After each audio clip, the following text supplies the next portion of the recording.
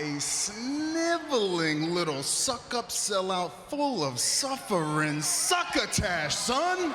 Like the video, subscribe to the channel, and turn on those notifications. And once you're done, leave a comment down below and I just might end up responding. The WWE may be turning themselves around for WrestleMania season and consistently putting on some genuinely great television, but we all know this company. From January to April, they're the kings of the land, then shit hits the fan. While this isn't always how it goes, typically WWE's best work is going towards WrestleMania. After that though, anything goes, and when I say anything, I'm talking about fucking anything. WWE is run by Vince McMahon, the same guy who once blew himself up in a limousine, beat God on pay-per-view, and drugged his wife into a comatose state to make out with Trish Stratus in front of her. This man's fucked. Well, that's a happy way to start a video. I'm D-Wicket, and these are 10 of the most embarrassing moments WWE actually greenlit for televised audiences. Number 10. All that racism. Of course, the easy place to start when it comes to the third letter in WWE standing for embarrassment has to be the storied past of racism this company was built on. They will say that your eyes are different, your skin's different, your hair's different. They will tell you you look like Pikachu is having a seizure. Okay, maybe that's a bit harsh. It's not like one of the most popular wrestlers of the 80s was a rich white man who owned a slave or anything. It's not like WWE showed off a black man as a wild Ugandan savage. It's not like every foreigner ever has just been a country representative heel. It's not like Booker T was built up in a rags to riches storyline, told wrestlers like you don't get to be champion, then was buried at WrestleMania. It's not like Vince McMahon once literally used the N-word on not just live television, but on pay-per-motherfucking view. Somebody like you doesn't get to be a world champion. Yeah, none of that happened. Number 9, Catty Vic. It's been a good long time since I've talked about Catty Vic, which also means it's been a good long time that I've been happy again. Well, time to throw my enjoyment of life out the window because you really can't spell embarrassing WWE blunders without cane mask, corpse mannequin, necrophilia. Fucking kill me. Just kill me.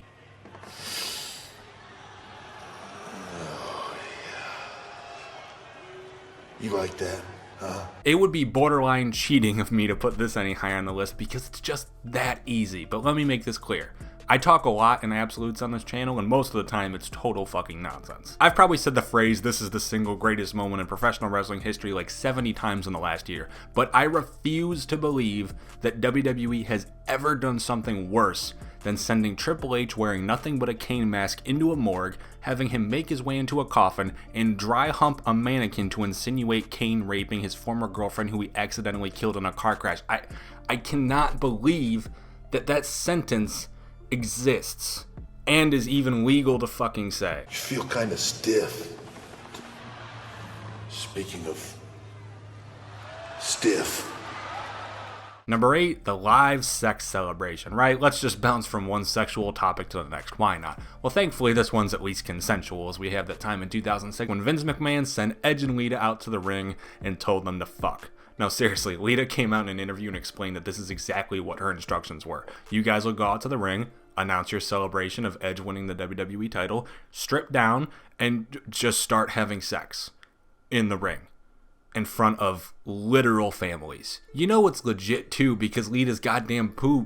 You know what's legit too because Lita's goddamn boob popped out by accident. So they were actually in the ring fucking. Any first time viewers of either WWE or our channel, this is gonna be a baffling video for you. Oh, he's going down south. Hold on a minute. It's like going to Australia, she's going down under. Woo! Number 7, Snitsky punts a baby. Oh, what a good start.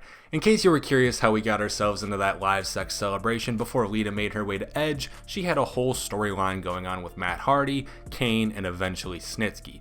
Lita and Matt were dating, Kane stole Lita, Kane forcefully impregnated Lita, Kane forcefully married Lita. Lita started to actually be interested towards Kane, her rapist, keep in mind. Snitsky started their feud with Kane, Snitsky punts a baby doll, and WWE tried convincing us all that it was actually the child of Kane and Lita. I'll do to him whatever I want. What? Oh. I realize that there are more embarrassing parts of what I just said than the baby punting, but it's strictly in my contract that any given Watch WWE list can only include one rapist Kane moment, so instead, I give you Snitsky punting the fake love child of devilish rape. I'll never forget when Snitsky punted the baby. What a heinous act by Snitsky.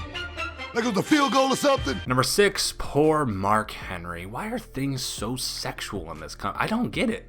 I don't get it. It's almost like the owner of this company has some weird sort of sex fetish screw loose up in his supposedly genius mind or something. While the Attitude Era was certainly a different time, that doesn't excuse live TV bondage. According to kayfabe, Mark Henry had been outed as a sex addict to the point of supposed incest, mind you, and the Pretty Mean Sisters, also known as PMS. PMS. All night long, y'all. PM fucking S, I hate this company, would put Henry through segments where he'd have a ball gag in his mouth, have whipped cream whipped off his body, some occasional whipping to him.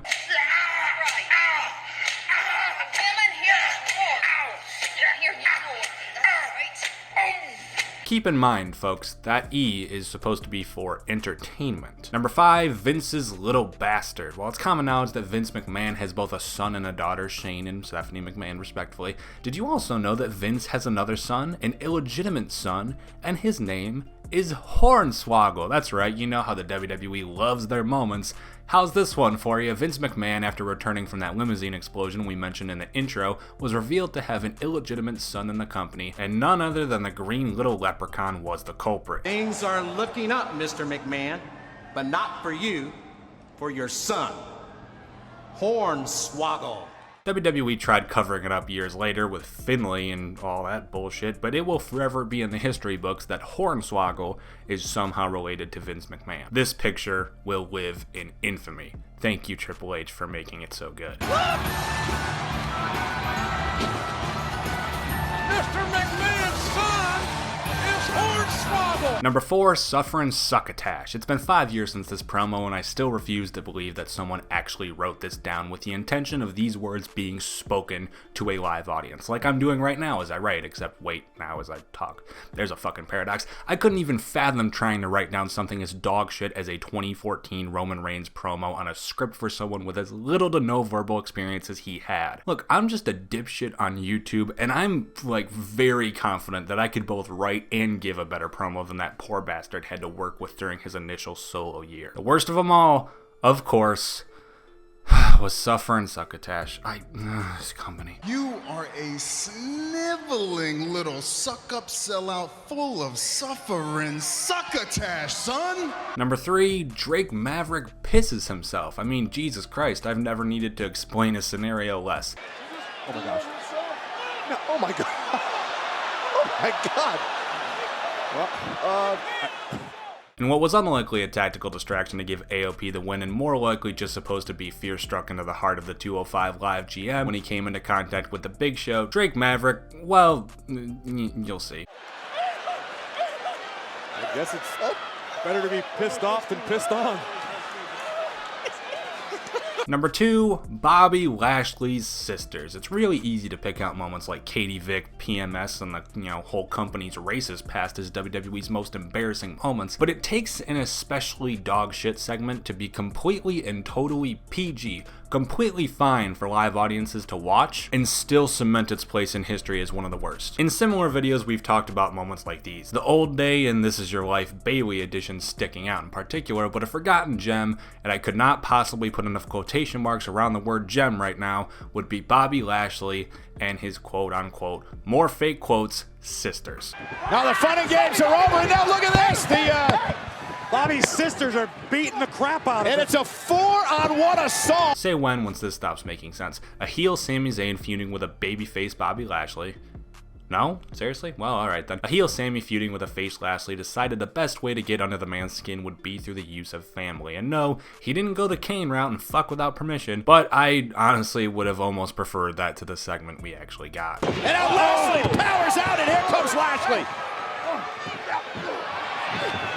And Bobby Lashley's had enough! Honorable mention. Sure, why not? Let's bring these back since there's finally a topic I feel there's enough shit worth mentioning. Of course it'd be about WWE's embarrassments. How about that time Braun Strowman had to pick a tag team partner at WrestleMania and went with a goddamn 10-year-old named Nicholas? Because no matter how much you scrub the pages, a 4th grader will always be in WWE's history books. The new Raw Tag Team Champions, Braun Strowman and Nicholas! And number 1, Trish Stratus barks like a dog. There's a lot of terrible things on this list, and a lot of them are sexual, but at least most of them are just storylines, actors playing their part, everyone doing their role, really simple. And while this is still that, it's literally just an old man forcing a model to strip to her underwear and tease a full frontal, then have her get down on her knees and bark like a dog. Honestly, how is Vince McMahon legally allowed to run the WWE? Bark like a dog, come on, tell me you're sorry.